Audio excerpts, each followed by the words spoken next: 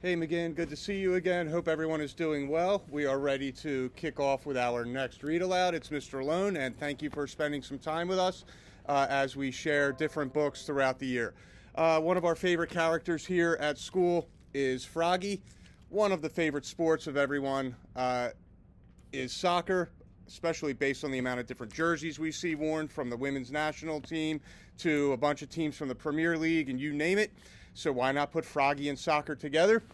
Here we go with Froggy Plays Soccer.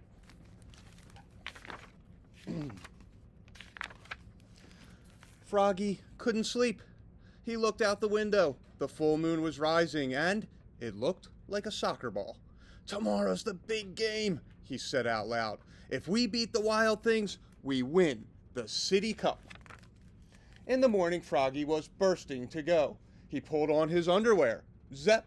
Tucked on his soccer shorts, zeep, snapped on his shin guards, snap, and wiggled on his soccer shirt, zlim, pulled on his soccer socks, zoop, and put on his cleats, zip, zip. "Froggy," called his father.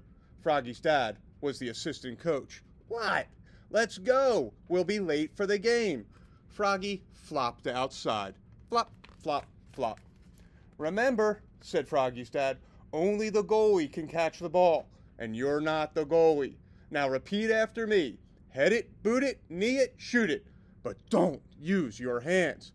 And Froggy sang, "Head it, boot it, knee it, shoot it, but don't use your hands," all the way to the soccer field. At the soccer field, the coach, Max's mother, said, "We're a team. We're the dream team." "Hooray," screamed the dream team.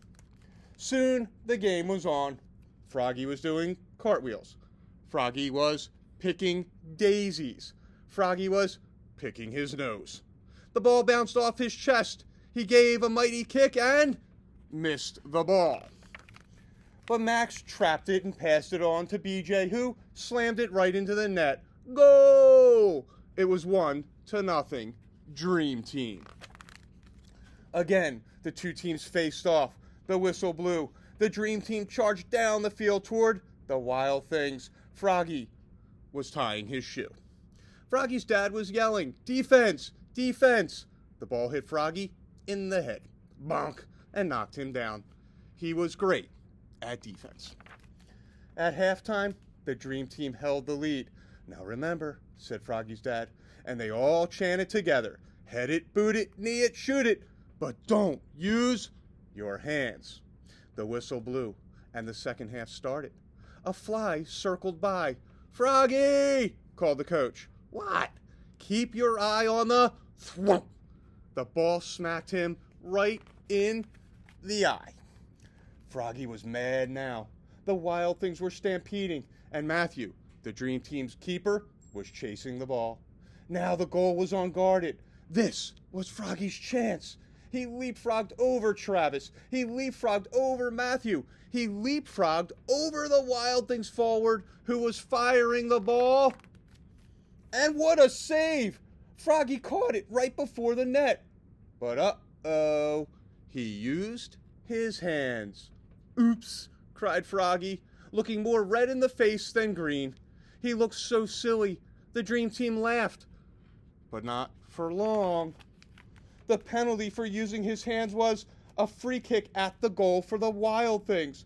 The Wild Things' star forward kicked and scored. It was now a tie game. But it wasn't over yet. And when there was 1 minute left, the crowd went crazy. The clock was ticking. The ball was coming right toward Froggy. "Froggy!" yelled his dad. "What?" But Froggy knew what to do. He jammed his hands in his armpits. He stuffed them in his pockets. He stuck them in his mouth. Then he power kicked the ball so far down the field that it bounced over the goalie's head. Smack! Into the goal. Yes! The dream team had won the City Cup. They shouted and danced, and Froggy sang, "Head it, boot it, knee it, shoot it, but don't use your hands, except to slap high fives." Slap, slap, slap. And that, boys and girls, is Froggy and his adventures on the soccer field.